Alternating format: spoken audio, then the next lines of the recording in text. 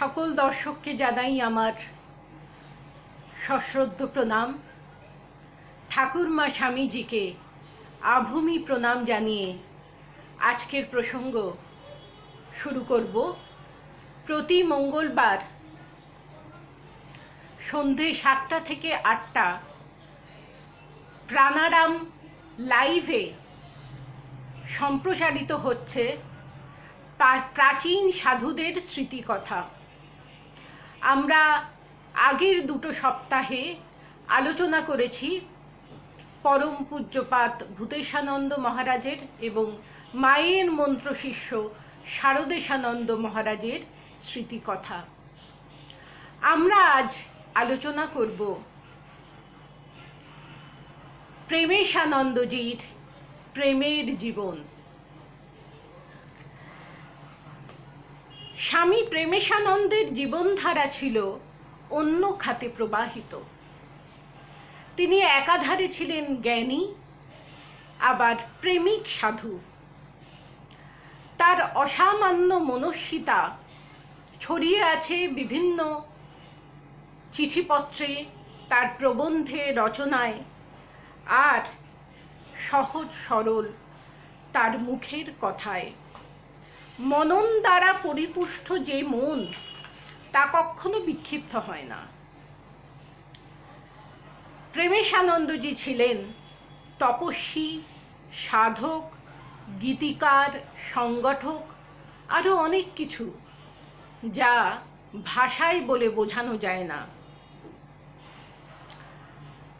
শ্রদ্ধানন্দ মহারাজ তিনি বলেছেন প্রেমেশ মহারাজের সম্বন্ধে, A living interpretation of Swamiji's complete works, স্বামীজির বাণীর এক সজীব ভাষ্য তিনি মনে করতেন প্রেমেশ মহারাজের জীবন।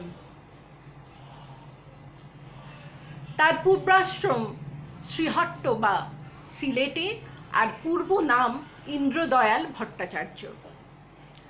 1884 খ্রিস্টাব্দে আশ্বিন মাসের শারদীয়া শুক্লা সপ্তমী তিথিতে তিনি জন্মেছিলেন শ্রীহট্টের দুলালী পরগনায় দাসপাড়া গ্রামে।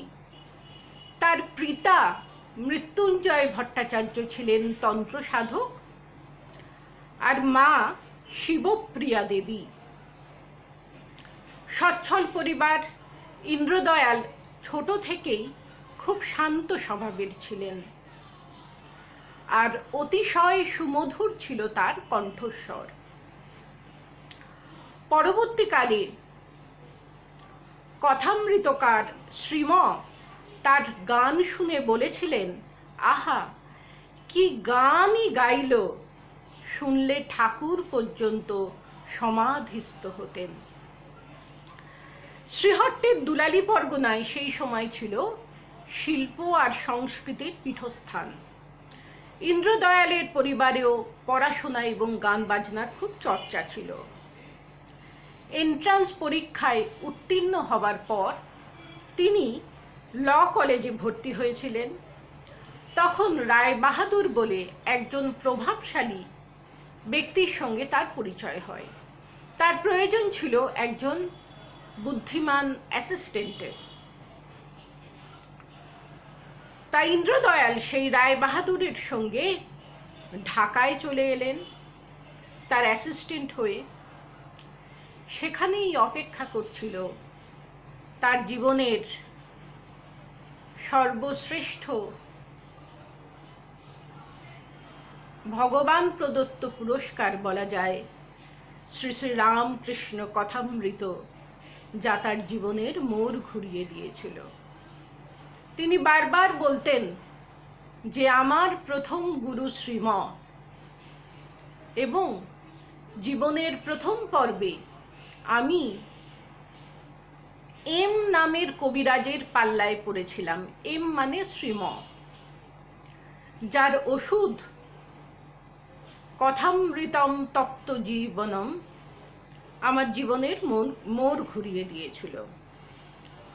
ওকালতি পড়ার নাম করে তিনি ছিলেন শ্রীহট্টে, কিন্তু তার মন ছিল না ওকালতি পড়ায়। তিনি সেখানে স্বদেশের সেবামূলক কাজের পরিকল্পনা করতেন। স্বদেশী আন্দোলনের মাধ্যমেই তিনি ঠাকুর স্বামীজির ভাবের সঙ্গে পরিচিত হয়েছিলেন। ছুটিতে যখন বাড়িতে আসতেন তখন স্বদেশী প্রচার করতেন, সুন্দর কণ্ঠে স্বদেশী গান গেয়ে বেড়াতেন। বন্ধুদের নিয়ে তারপর গড়ে তুললেন বিপ্লবী সুহৃদ সমিতির শাখা কেন্দ্র শ্রীহট্টে, যা পরবর্তী সময়ে রূপান্তরিত হয়েছিল শ্রীহট্ট রামকৃষ্ণ সেবা সমিতিতে। এই প্রতিষ্ঠানের বহুমুখী কর্মধারা একদিনেই গড়ে ওঠেনি।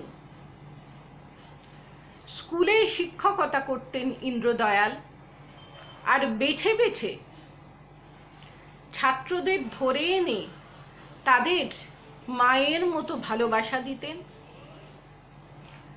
তারপর তাদের মধ্যে শ্রীরামকৃষ্ণ বিবেকানন্দের ভাব গেঁথে দিতেন। ত্যাগ ও সেবার আদর্শ গ্রহণ করে তার অনেক ছাত্রই পরবর্তী সময় সন্ন্যাস নিয়েছিলেন। শুধু শ্রীহট্ট শহরে নয়, জেলার বহু জায়গায় ছড়িয়ে পড়ল আশ্রমের এই ভাবধারা। বাথরুম পরিষ্কার থেকে শুরু করে ঠাকুর ঘরে পুজো করা পর্যন্ত সমস্ত কাজ আশ্রমিকদের করতে হতো। ইন্দ্রদয়াল নিজে শিক্ষকতা করে স্কুলের এই আশ্রমের ব্যয়ভার বহন করতেন। পরবর্তী সময়ে তার অনুগামীরা আশ্রমবাসীরাও শিক্ষকতা করে এই আশ্রমের অনেকটাই ব্যয়ভার গ্রহণ করেছিলেন। এইভাবেই চলছিল ইন্দ্রদয়ালের মানুষ গড়ার কাজ। আশ্রমের পরিবেশ ছিল পৌরাণিক ঋষিদের তপবনের মতো। আশ্রমবাসীরা মানুষের বিপদে ঝাঁপিয়ে পড়বে, দরিদ্র নারায়ণের সেবায় আত্ম উৎসর্গ করবে, আর অন্য সময় পুজো পাঠ জপ ধ্যান শাস্ত্র চর্চা এইসব করবে। এই ছিল ইন্দ্রদয়ালের নির্দেশ। সবাই অবাক বিস্ময়ে দেখত একটি ক্ষীণ কায়া লোক আশ্রম প্রতিষ্ঠার জন্যে প্রাণপাত করছে, আবার স্কুলে শিক্ষকতা করছে, আবার তার ধ্যান ধারণা শাস্ত্র অধ্যাপনা ভজন কীর্তন সবাইকে উদ্দীপ্ত করছে। ধীরে ধীরে শ্রীহট্টের আশ্রম হয়ে উঠল তাপিতদের প্রাণ জুড়াবার জায়গা। ঠাকুরের ভাবে তখন ইন্দ্রদয়াল মাতোয়ারা। ব্যাকুল অশ্রুর ধারা বইছে ভগবানের দর্শন লাভের জন্য। সেই সময় তিনি পরিচিত হয়েছিলেন মাস্টার মহাশয়ের সঙ্গে। বারবার তিনি মাস্টার মহাশয়ের কাছে ছুটে গেছেন। শ্রীময় তাকে দক্ষিণেশ্বরে প্রথম নিয়ে এসেছিলেন এবং গাড়ি ভাড়াটি শ্রীময় দিয়েছিলেন।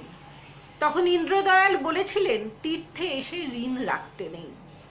সেই কথা শুনে শ্রীম বলেছিলেন মা বাপের কাছ থেকে পয়সা নিলে ঋণ হয় না, কিন্তু ভগবানের ভক্তের কাছ থেকে কিছু নিলে তা ঋণ হয়, পাপ হয়। এ হলো বজ্জাতামির কাজ। এই তিরস্কার শুনে মনে মনে ইন্দ্রদয়াল কিন্তু খুশি হয়েছিলেন। মাস্টার মশাই ছিলেন তার জীবনের প্রথম শিক্ষক। তার মহামূল্যবান উপদেশ ইন্দ্রদয়াল সারা জীবন মনে রেখেছেন। ভক্তদের শুধু দেখিতে হয় উদ্দীপনার জন্যে, কথা শুনিতে হয় শুধু গুরুর। শ্রীমতাকে বেলুর মঠে নিয়ে গিয়েছিলেন। ক্রমে তিনি ঠাকুরের পার্ষদ এবং অন্তরঙ্গ ভক্তদের সঙ্গে পরিচিত হয়ে উঠেছিলেন। তার বাড়িতে শ্রীহট্টে গৃহদেবতা গোবিন্দজি প্রতিষ্ঠিত ছিলেন, আর এই গোবিন্দজির প্রতি তার ছিল প্রাণের টান, বড় আকুলতা। তাই পরবর্তী সময় রূপান্তরিত হয়েছিল শ্রীরামকৃষ্ণময়তায়।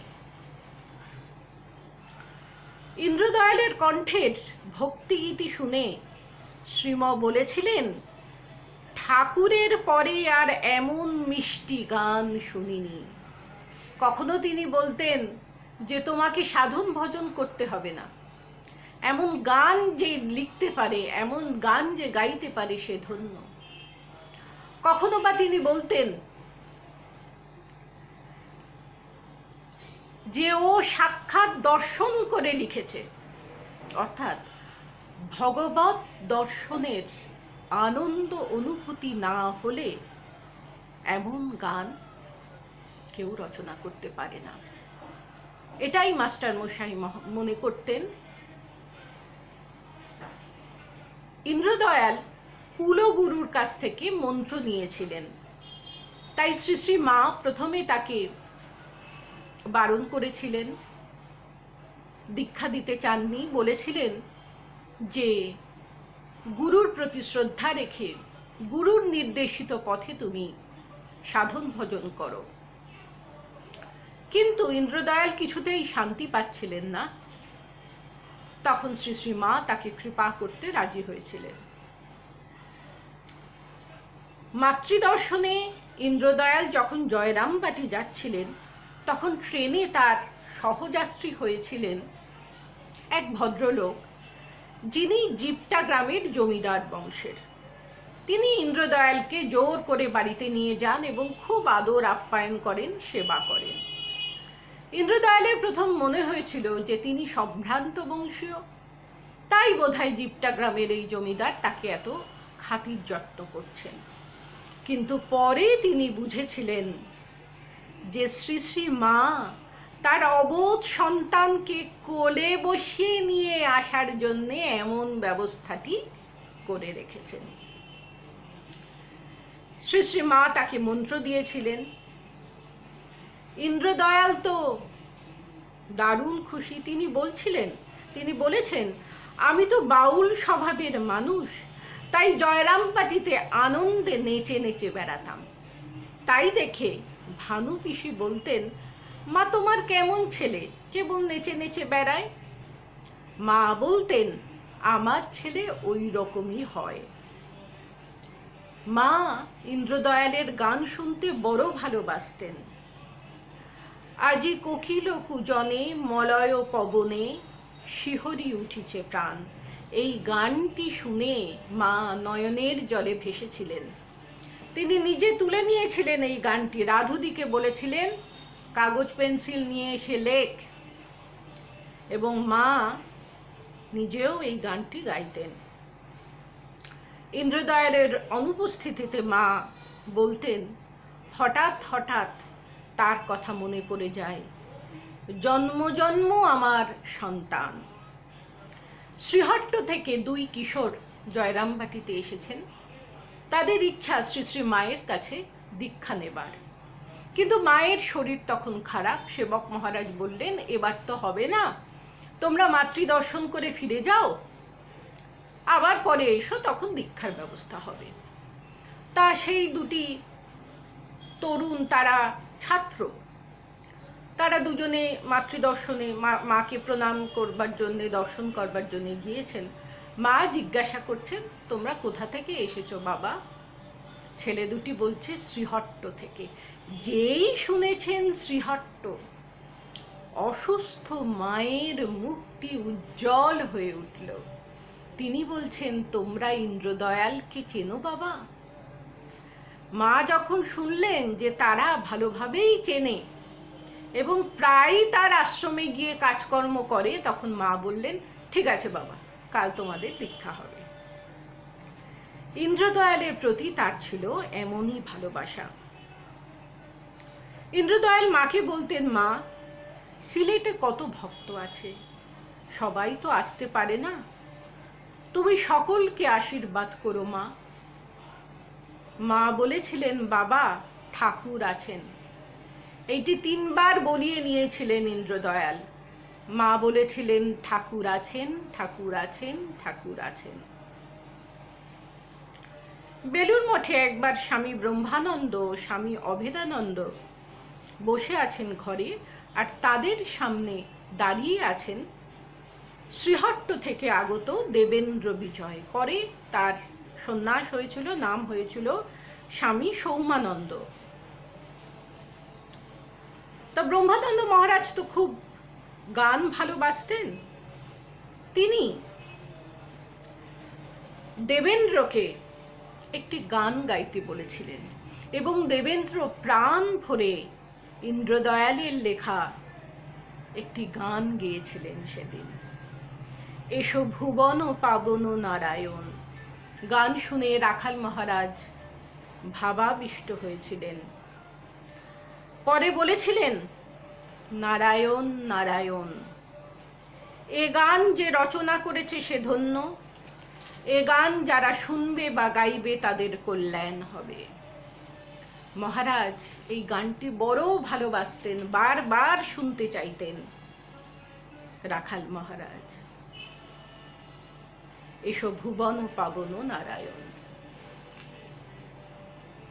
মহাপুরুষ মহারাজ দেবেন্দ্রর কণ্ঠে ইন্দ্রদয়ালের রচিত গান অরূপ সায়রে লীলা লহরী উঠিল মৃদুল করুণা বায় শুনে ভূয়সী প্রশংসা করেছিলেন, দেবেন্দ্রকে প্রশংসা করেছিলেন, 2 হাত তুলে ইন্দ্রদয়ালকে আশীর্বাদ করেছিলেন। এবং পরে ইন্দ্রদয়াল যখন প্রেমেশ মহারাজ হয়েছিলেন, সেই সময় মহাপুরুষজি তাকে বলেছিলেন, এই গানটির জন্য তুমি অমর হয়ে রইলে। এই গানটি মহাপুরুষজি গুনগুন করে গাইতেন মাঝে মাঝেই। অরূপ সায়রে লীলা লহরী উঠিল মৃদুল করুণা বায়। মাস্টার মশাইও খুব পছন্দ করতেন এই গানটি।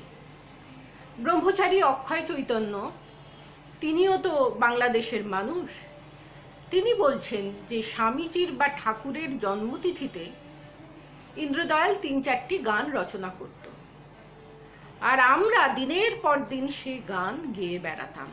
আমাদের উৎসবের অঙ্গই ছিল গান। সকলে মিলে ঘন্টার পর ঘন্টা গান গেয়ে আমরা ঠাকুর স্বামীজিকে আপন করে নিতাম। ইন্দ্রদয়াল চাইতেন তার অনুগামীরা সবাই বীর সন্ন্যাসী হন। তিনি শুরু করেছিলেন তাদের নিয়ে প্রেমের পূজা মুচি ও ডোমপল্লীতে। মুচি এবং ডোমপল্লীতে গিয়ে সেই সব মানুষদের অন্নদান, শিক্ষাদান, চিকিৎসা, ওষুধ প্রদান করা এবং তাদের সঙ্গে একসঙ্গে বসে ভজন কীর্তনে মেতে থাকা। ইন্দ্রদয়াল আশৈশব পুরুষকারের পূজারী ছিলেন, তাই তিনি চিরকাল ছিলেন বিবেকানন্দগত প্রাণ। স্বামীজির ব্যক্তিত্বের ছটা আর নয়নের দৃষ্টির সম্মোহক শক্তি তাকে সারা জীবন মোহিত করে রেখেছিল। তিনি বলতেন, স্বামীজির বিষয়ে কিছু বলতে গেলে সুপারলেটিভ ডিগ্রি ব্যবহার করতে হয়। বিদেশে স্বামীজির রূপ দেখে পুরুষ নারী সবাই মন্ত্রমুগ্ধ হয়েছিলেন। স্বামীজির চোখের, মুখের, দাঁতের রূপ বর্ণনায় আমেরিকার খবরের কাগজগুলো সব মুখরিত হয়েছিল।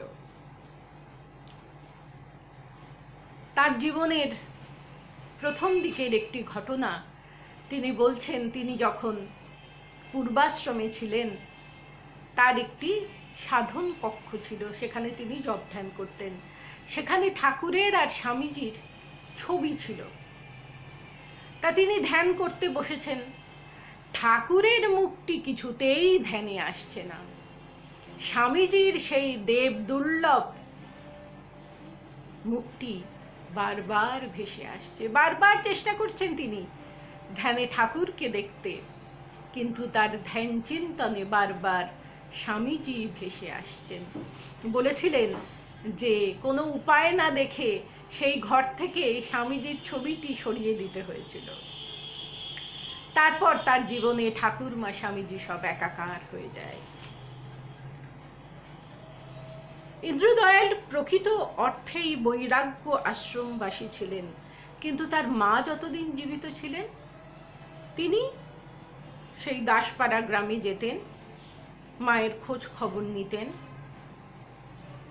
তিনি বলছেন, গর্ভধারিণী মা যতদিন জীবিত ছিলেন একটি কর্তব্যের বোঝাকে বহন করছিলাম। হঠাৎ একদিন প্রবুদ্ধ ভারত পত্রিকায় স্বামীজির একটি পত্র পড়লাম। সেখানে স্বামীজি বলছেন, there is no end of duty. ব্যাস, আমার চোখের সামনে থেকে বাধার প্রাচীরটি সঙ্গে সঙ্গে সরে গেল। তিনি চাইতেন তার অনুগামীরা সকলেই রামকৃষ্ণ বিবেকানন্দ পতাকা বাহী বীর সন্ন্যাসী হন। তার প্রেরণায় ঠাকুর ও স্বামীজির ভাব প্রসারিত হয়েছিল। আসামের বিভিন্ন অঞ্চলে, শিলং, চেরাপুঞ্জি, সেলাতে আশ্রম প্রতিষ্ঠিত হয়েছিল। সেসব আশ্রম রামকৃষ্ণ মিশন কর্তৃক অধিগৃহীত হয়েছে পরে। ইন্দ্রদয়ালের রচিত দুখানি ছোট বই পরমহংসদেব ও স্বামী বিবেকানন্দ সেই সময় খুবই সমাদৃত হয়েছিল। ঢাকা, নারায়ণগঞ্জ, ময়মনসিংহ, কুমিল্লা, বরিশাল, ফরিদপুর তখন ইন্দ্রদয়াল বাহিত রামকৃষ্ণ ভাবধারায় প্লাবিত। সে খবর যখন মাতা ঠাকুরনীর কানে এসেছিল তিনি বড় খুশি হয়েছিলেন। আশীর্বাদ করে বলেছিলেন, বাবা দীর্ঘজীবী হও। শ্রীহট্ট আশ্রম রামকৃষ্ণ মিশনের অন্তর্ভুক্ত হয় 1926 খ্রিস্টাব্দে এবং সেই আশ্রমের প্রথম অধ্যক্ষ হন স্বামী সৌমানন্দ, ইন্দ্রদয়ালের ইচ্ছাতেই। এই সময় এক ভক্ত মহাপুরুষ মহারাজকে জিজ্ঞাসা করেছিলেন, ইন্দ্রদয়াল তো সন্ন্যাসী নন, তবে তার স্থান এখন কোথায় হবে? সেই কথা শুনে মহাপুরুষজি বলেছিলেন, ও ঠাকুরের জন্য হার দিচ্ছে। মঠ মিশনের প্রত্যেক স্থানের দরজা ওর জন্য খোলা। 1929 সালের 1 জানুয়ারি মহাপুরুষ মহারাজ ইন্দ্রদয়ালকে সন্ন্যাস দিলেন। তিনি হলেন প্রেমেশানন্দ। প্রেমই ছিল তার অনুভূতিতে ঈশ্বরূপ, যাতে মগ্ন হয়ে তিনি বিভোর হয়ে আনন্দে দিন কাটাতেন। সন্ন্যাসের পর তিনি হরিদ্বার, ঋষিকেশ, লক্ষ্মণঝোলা, কাশী, পুরী, প্রয়াগ, বদ্রীনাথ প্রভৃতি তীর্থে পরিভ্রমণ করেছিলেন এবং হিমালয়ের কোলে বহুদিন তপস্যা করেছিলেন। সেই সময়কার স্মৃতিচারণ করে সন্ন্যাসী ধীরেশানন্দজি বলছেন যে ইন্দ্রদয়ালের সেবার ভাব এতই সুদূর প্রসারী ছিল যে তপস্যাকালীন জীবনেও তিনি এই সেবার আদর্শটি বজায় রেখেছিলেন। তিনি যখন ইন্দ্রদয়াল ছিলেন তখনও বজায় রেখেছিলেন, যখন প্রেমেশ মহারাজ হয়েছিলেন তখনও বজায় রেখেছিলেন। তিনি যখন হিমালয়ের কোলে ঋষিকেশের স্বর্গাশ্রমে তপস্যারত ছিলেন তার পাশেই একটি কুঠিয়ায় তপস্যা করছিলেন ধীরেশানন্দজি, যিনি শারদানন্দজির মন্ত্র শিষ্য। তিনি বলছেন, আমাদের কুঠিয়ার পাশেই এক বাবাজির কুঠিয়া ছিল, তিনি কেবল শিবোহম শিবোহম বলতেন। তা সবাই তাকে শিবোহম বাবা বলে ডাকত। তা সেই শিবোহম বাবা একদিন বেশি করে পার্গেটিভ খেয়ে নিয়েছিলেন, আর রাত্রেই তার কাপড় চোপড় সব নোংরা হয়ে গিয়েছিল, আর গন্ধে টেকা যায় না। প্রেমেশ মহারাজ সবার আগে ছুটে গিয়েছিলেন এবং 2 হাত দিয়ে সেই মল পরিষ্কার করেছিলেন। তাকে দেখে ধীরেশানন্দজিও গঙ্গা থেকে জল এনে পুরো কুঠিয়াটা পরিষ্কার করেছিলেন। শুধু একবার নয়, যখনই কেউ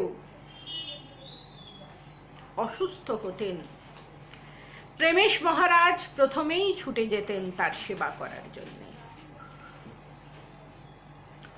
অনেক দিন তপস্যার পর তিনি যখন বেলুড় মঠে ফিরে এসেছিলেন, তখন মহাপুরুষ মহারাজ কি খুশি হয়েছিলেন তাকে পেয়ে। কিন্তু তিনি বেশি দিন বেলুড়ে থাকতে পারেননি, কারণ ঢাকা মঠের অধ্যক্ষ হয়ে তাকে ঢাকায় চলে যেতে হয়েছিল। শ্রীরামকৃষ্ণ বিবেকানন্দ প্রবর্তিত সেবাযোগ এ যুগের শ্রেষ্ঠ তপস্যা। প্রেমেশ মহারাজের এই বার্তা চারিদিকে নতুন আলোর সঞ্চার করেছিল। তিনি নিজের মনকে এতটাই উচ্চ অবস্থায় ধরে রাখতে পারতেন যে তিনি ভাবনয়নে চিন্ময় কামার পুকুরে, মানিক রাজার আমবাগানে শিশু গদাধরের খেলার রঙ্গ সর্বদা দর্শন করতে পারতেন। তাই লিখেছিলেন বিখ্যাত কবিতা মানিক রাজার আমবাগান। স্বামী ব্রহ্মানন্দ, স্বামী প্রেমানন্দ, স্বামী শারদানন্দের একাধিকবার গমনে ঢাকা রামকৃষ্ণ মিশন সমৃদ্ধ ও বেগবতী হয়েছিল। প্রেমেশানন্দের নেতৃত্বে শ্রীরামকৃষ্ণ বিবেকানন্দ ভাব সুদূর প্রসারী হয়েছিল। সেই সব দিনের কথা তিনি চিঠিতে লিখেছেন। বলছেন, আমাদের সংঘের এমন দুর্দশা যে আমায় মাস্টারি করিতে হয়, হিসাব লিখিতে হয়, ক্ষুদ্র ক্ষুদ্র কেন্দ্রে গিয়ে ধর্মপ্রচার করিতে হয়। আমাদের সংঘে কবে যে পুরুষ জাতীয় লোকের সংখ্যা বর্ধিত হবে তাই ভাবি। মরবার আগে যদি 2-1 ত্যাগী লোকের দেখা পাই, তাহলে আনন্দে মরিতে পারি। জগতের সকল সুখের আশা ত্যাগ করার নামই স্বামীজির প্র্যাকটিক্যাল বেদান্ত, শিবজ্ঞানে জীবসেবা। কঙ্খল রামকৃষ্ণ মিশনের বিদগ্ধ সাধু ধীরেশানন্দজি বলেছেন, আহা, কত বড় ভগবত প্রেমিক তিনি ছিলেন, আর ছিলেন রসময় পুরুষ, রসিক শ্রেষ্ঠ। তার চলা বলা সবকিছুতেই রস। বলতেন, আমি চিঠি লিখলাম, সে চিঠি পড়ে কেউ হাসলো না, কেউ এনজয় করলো না, তাহলে আমার চিঠি লিখে লাভ কি? আবার তার গীতাময় জীবনের সংস্পর্শে যারা এসেছেন তারা জানেন ভগবদ গীতাই ছিল তার হৃদযন্ত্রের স্পন্দন। প্রেমেশানন্দজির যখন খুবই তিনি বৃদ্ধ এবং চলৎ শক্তিহীন, অসুস্থ, প্যারাম্বুলেটারে করে বেলুড় মঠে তাকে ঘোরানো হতো, সেই সময়ও সেবক মহারাজকে গীতার শ্লোক বলতে হতো, তবেই মহারাজ স্থির থাকতেন। 7ই ফেব্রুয়ারি 1937 স্বামী অখণ্ডানন্দজি মহাসমাধিতে মগ্ন হলেন। তার তপস্যায় গড়ে ওঠা রামকৃষ্ণ মিশনের প্রথম সেবা কেন্দ্র সারগাছির দায়িত্ব কে নেবে? রামকৃষ্ণ সংঘের সেক্রেটারি বিরজানন্দ মহারাজ স্থির করলেন প্রেমেশানন্দজি যোগ্য সাধু। সারগাছি মহাতীর্থ এখন হলো প্রেমেশানন্দজির কর্মক্ষেত্র এবং সাধন ক্ষেত্র। ঠাকুর ও স্বামীজির ভাব সারগাছিকে ছাপিয়ে বহরমপুর প্লাবিত করেছিল। তারপর তা ছড়িয়ে পড়েছিল সারা মুর্শিদাবাদে। দলে দলে মানুষ প্রেমেশ মহারাজের কাছে ছুটে আসতো তার শাস্ত্র ব্যাখ্যা শুনতে। দূর দূরান্তরের বিভিন্ন আশ্রমের সাধু ব্রহ্মচারী এবং বেলুর মঠের সাধু ব্রহ্মচারীদের অবিরাম স্রোত বইতে থাকত সারগাছি মুর্শিদাবাদে। রিক্ত যারা আসতেন সবাই পূর্ণ হয়ে যেতেন। প্রেমেশ মহারাজ বহরমপুরের নানা সভায় শাস্ত্র ব্যাখ্যা করতেন, যেখানে শহরের গণ্যমান্য ব্যক্তিরাও উপস্থিত থাকতেন। মাঝে মাঝে আবার বহরমপুরের কৃষ্ণনাথ কলেজ তাকে আমন্ত্রণ করতেন বেদান্তের উপর ভাষণ দেবার জন্য। তার বেদান্ত বিজ্ঞান সম্মত যুক্তি সিদ্ধ এই ধর্ম প্রচার শিক্ষিত তরুণ সমাজকে বড়ই আকর্ষিত করত। প্রেমেশ মহারাজ তার শক্তিময় লেখনীতে বহু মানুষকে অনুপ্রাণিত করেছেন, কিন্তু তিনি কখনোই চাইতেন না তার প্রবন্ধ বা তার পত্রকে কেউ বেদবাক্য মনে করুক। তিনি যুবকদের উদ্দেশ্য করে বলেছিলেন, আমার চিঠি পড়ে স্বামীজির ভাব বোঝার চেষ্টা বৃথা। স্বামীজির বই বারবার পড়তে হবে, বিশেষত কর্মযোগ, স্বামীজির পত্রাবলী, প্রাচ্য পাশ্চাত্য, বর্তমান ভারত সব, আর গীতাখানা একেবারে মুখস্থ করে ফেলতে হবে। শ্রী শ্রী মায়ের এই মন্ত্র শিষ্য মায়ের শিক্ষাকে আত্মস্থ করেছিলেন। তারই প্রতিফলন ঘটেছিল জীবনের একটি ঘটনায়, বেশ মজার ঘটনা। তিনি বলছেন, আমি তখন টাঙ্গাইল আশ্রমে একদিন খুব মুশকিলে পড়েছিলাম। লক্ষ্য করিনি হঠাৎ কেউ আমার থালায় শুটকি মাছ পরিবেশন করে গেছে। আমার তো গন্ধেই গা গুলিয়ে উঠছে, কিন্তু ওখানে শুটকি মাছ সবার খুব প্রিয় খাবার, তাই সেদিন খাবার ঘরে আনন্দের ঢেউ উঠেছে। সবার আদরণীয় বস্তুর প্রতি তাচ্ছিল্য দেখানো এটা আবার আমার নীতিবিরুদ্ধ। তখন সাদা ভাত দিয়ে শুটকি মাছটি ঢেকে ফেললাম, সবকিছু খেয়ে নিলাম, তারপর একদলা ভাত দিয়ে সেই শুটকি মাছটি গিলে ফেললাম। সেই যাত্রায় রক্ষা পেয়েছিলাম, কিন্তু শেষ রক্ষা হয়নি। পরে বমি হয়েছিল, সবাই ভেবেছিল হয়তো বদহজমে।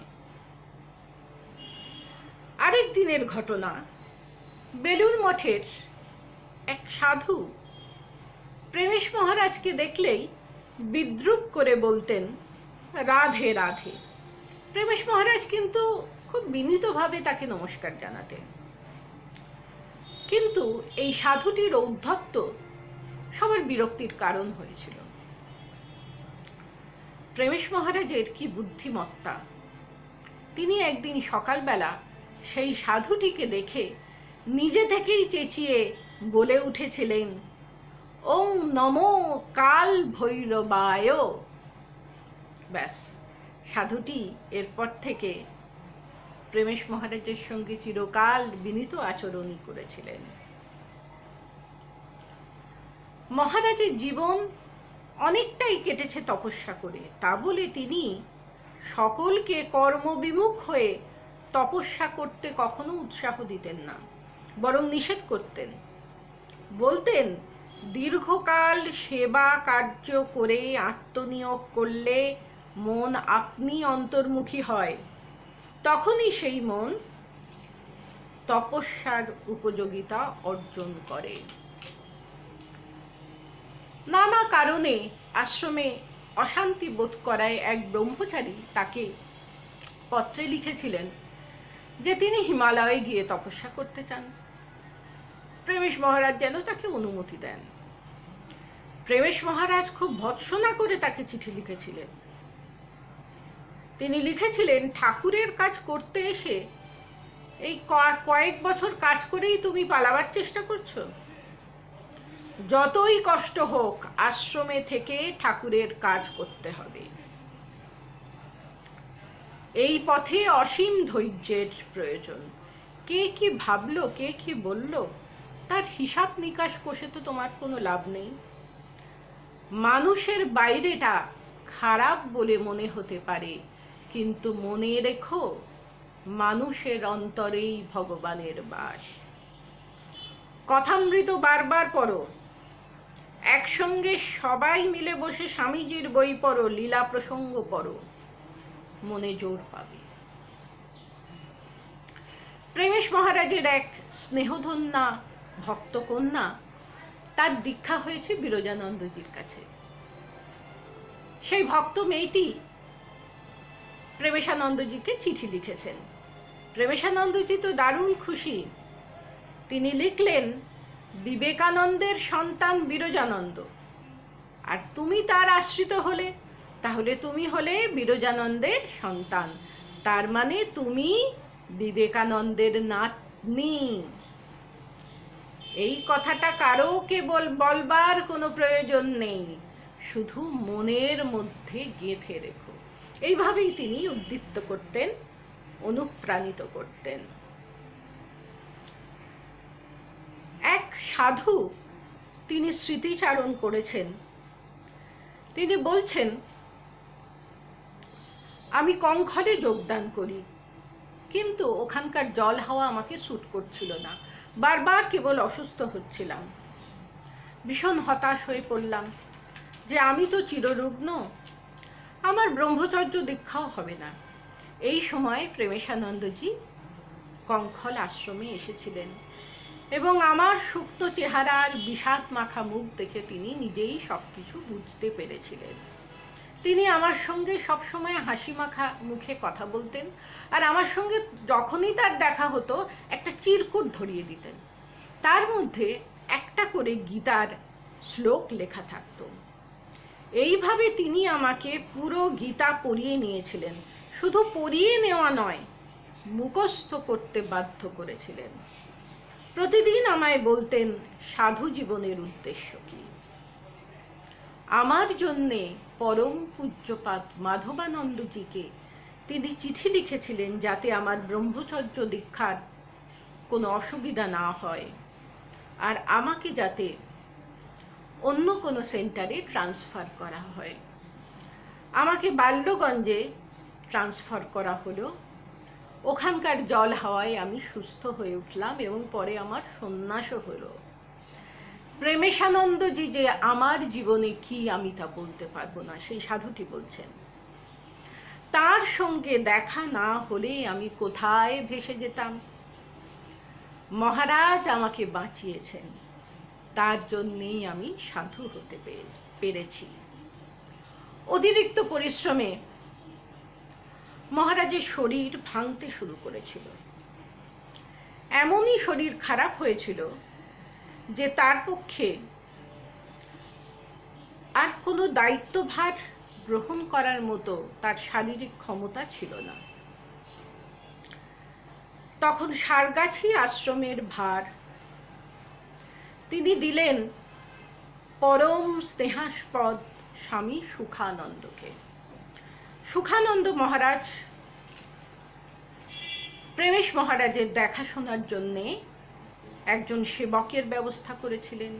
সব সময় নিজে তিনি তার খোঁজ নিতেন এবং আশ্রম পরিচালনার ব্যাপারে প্রেমেশ মহারাজের প্রতিটি নির্দেশের জন্য তিনি অপেক্ষা করে থাকতেন। শরীরে ভাঙন হলেও মহারাজের মন ছিল সবসময় চাঙ্গা। তিনি হরি মহারাজের প্রিয় গীতটি গুনগুন করে গাইতেন। ভাবেরই যাতনা যত, দেহ তাদের অনুগত। দেহ জানে আর দুঃখ জানে, মন তুমি আনন্দে থাকো। দুটি যুবক শ্রদ্ধানন্দ মহারাজকে প্রশ্ন করেছিলেন, আপনি সহসা কোথায় হুট করে অন্তর্ধান হয়ে যান বলুন তো? প্রতিবারই আমাদের লুকিয়ে আপনি কোথায় চলে যান? শ্রদ্ধানন্দজি বলেছিলেন, আমি যেখানে যাই সেখানে তোমাদের পাঠাবো।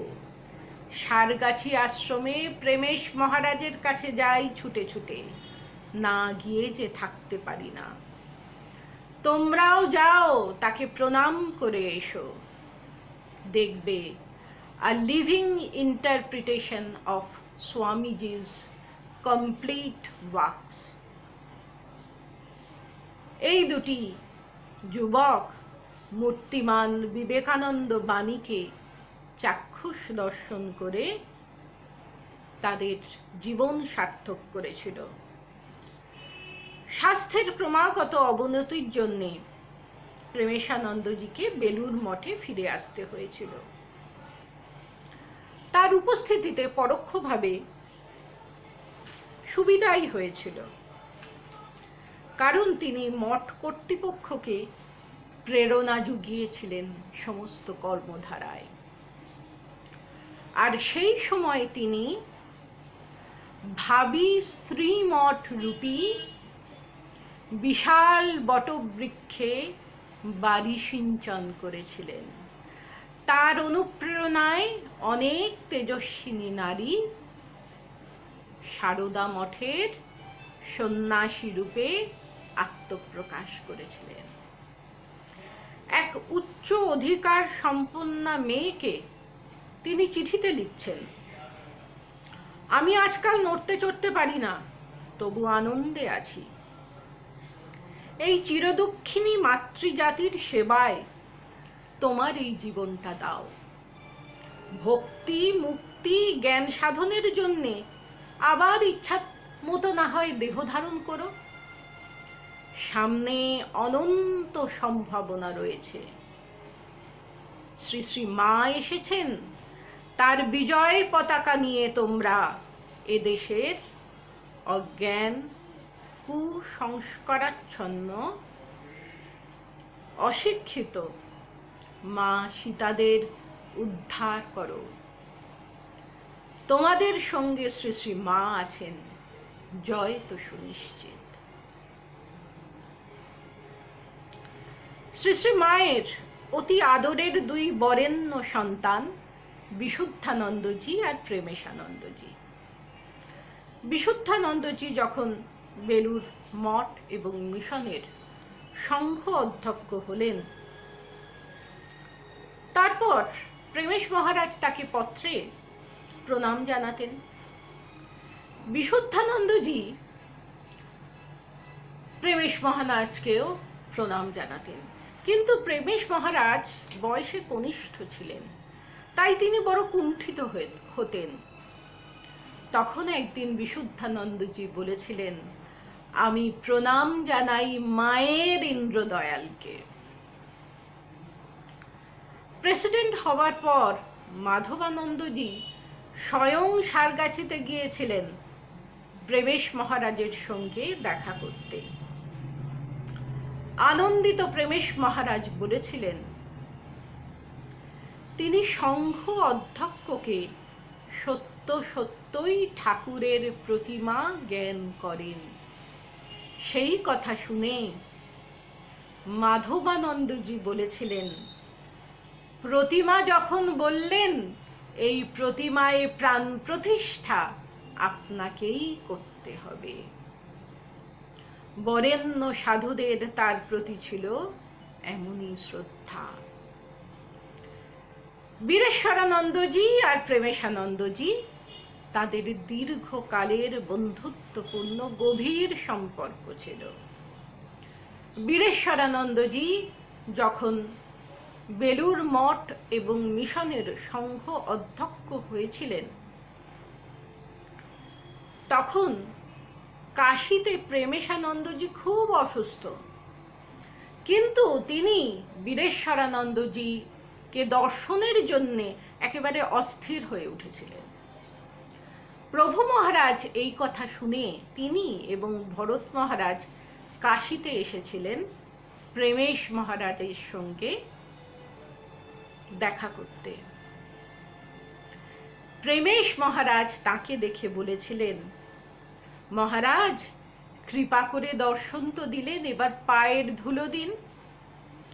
তখন প্রভু মহারাজ বলেছিলেন, আপনি কি পায়ের ধুলো নেবেন না পায়ের ধুলো দেবেন? তারপর দুটি হাত প্রসারিত করে দিয়েছিলেন, আর প্রেমেশ মহারাজ নিজের দুটো হাত দিয়ে সেই দুটি হাত ধরে অনেকক্ষণ চুপ করে বসেছিলেন। তারপর আবেগ ঘন কণ্ঠে বলেছিলেন, মহারাজ আমি চোখে দেখি না, হাঁটতে পারি না, কানেও কম শুনি, কিন্তু মা আমার মাথাটা ঠিক রেখেছেন। আপনি কৃপা করে কাছে এলেন, আপনার গলার স্বরটি শুনলাম এবং আপনাকে স্পর্শ করে ধন্য হলাম। প্রভু মহারাজ অভিভূত হয়ে বলেছিলেন, মায়ের অশেষ করুণায় এইটুকু যে হলো তাতেই আমি কৃতার্থ। বিরজানন্দ মহারাজের প্রতি প্রেমেশ মহারাজের ছিল অকৃত্রিম শ্রদ্ধা ও ভক্তি। মঠে এক তরুণ, যিনি বিরজানন্দজির আশ্রিত, তাকে বলেছিলেন,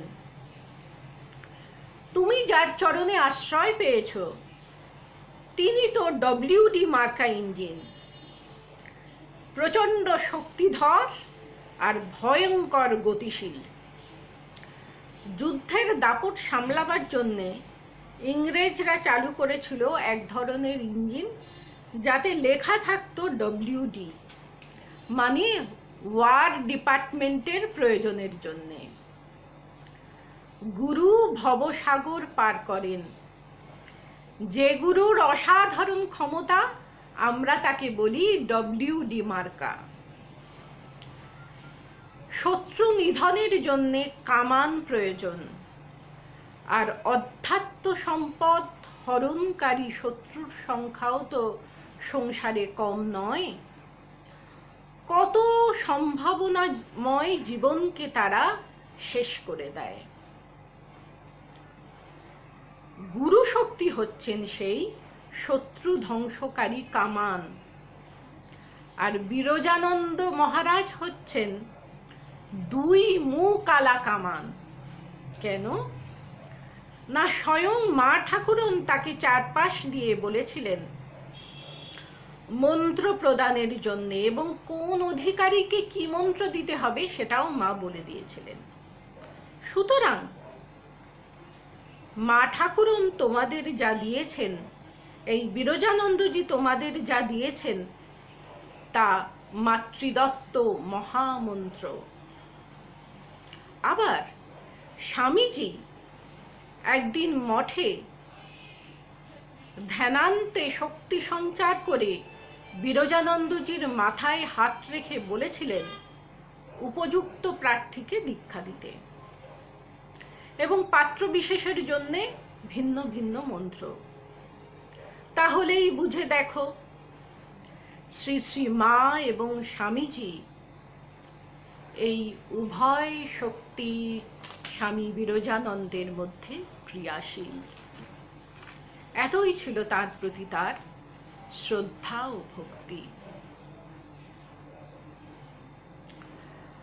1967 সালের 12ই জুন কাশীতে শয্যায় বসে প্রেমেশ মহারাজ কেবল মা মা ধ্বনি উচ্চারণ করছেন। অন্তিম শয্যায় তিনি কেবল মা বলতেন, সেবককেও মা বলে ডাকতেন। সেবককে একদিন ডাকছেন, মা মা। সেবক এসে বলছেন, হ্যাঁ মহারাজ বলুন কি? বলছেন, একটা কথা মনে রেখো, রামকৃষ্ণই সত্য, আর সব মিথ্যা। এটা বলেছিলেন। তা তিনি 1967 সালের 12ই জুন তিনি কাশীতে শয্যায় বসে কেবল মা মা ধ্বনি উচ্চারণ করছিলেন।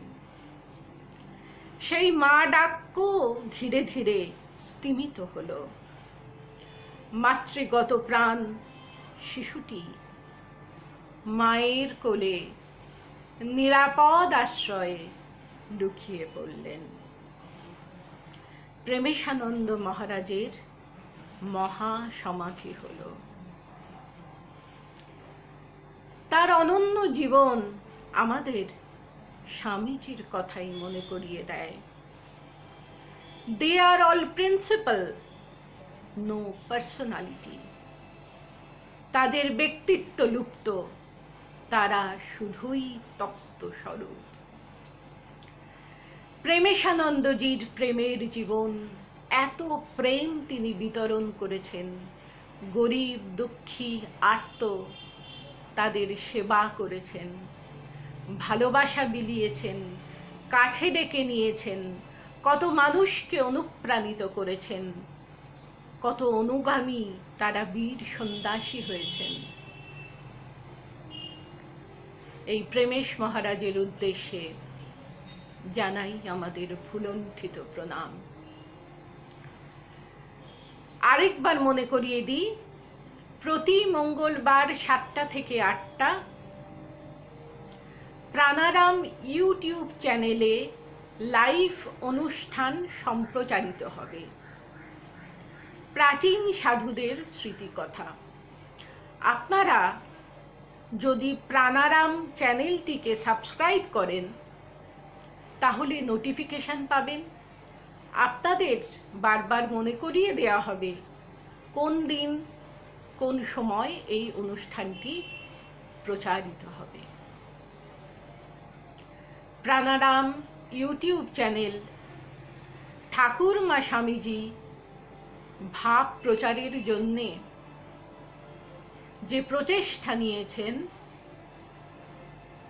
তার জন্যে আমাদের সবার তরফ থেকে আমি জানাই আন্তরিক কৃতজ্ঞতা ও সাধুবাদ। আপনারা সবাই আনন্দে থাকুন, সুস্থ থাকুন।